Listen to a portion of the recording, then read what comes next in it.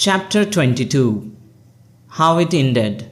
I had waited until midnight when at last I heard the sound I had been yearning for.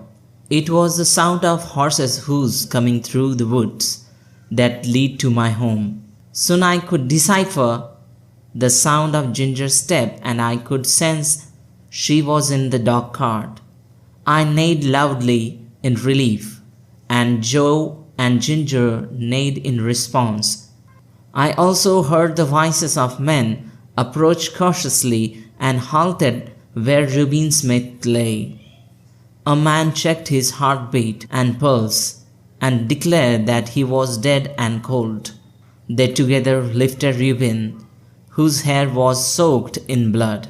Then they set him down and examined me. They saw that my knees were cut. When they saw that my shoes had come off and my foot exposed, they could easily infer as to what may have happened.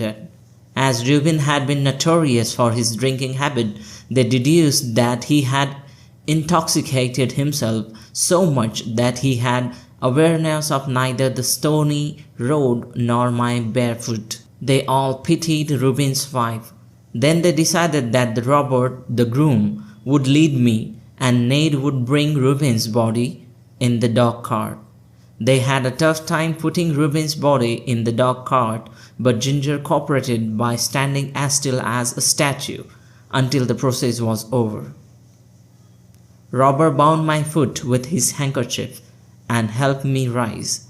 He talked to me softly and often patted me as I hobbled through the 3 miles of the painful journey. When we reached home, Robert brought me some corn and bound my knees in wet clothes. Then he wrapped my foot in a bran poultice in order to draw the heat and clean the wound. Somehow I managed to lie on my straw, and sleep may have come due to the pain and exhaustion. When my doctor came in the morning, the long and painful treatment started. They placed on my knee and had to be burnt with caustic. When it held, they put a burning liquid on the front side of both my knees so that the hair came off. I bore the pain silently, as I knew they were trying to help me recover, and it was not their fault. Well, it wasn't my fault either. Reuben's wife and their 6 children had to leave Ursel Hall and go to the gloomy Union House, which was a shelter for the poor and needy. Well, they had to do so for no fault of their own.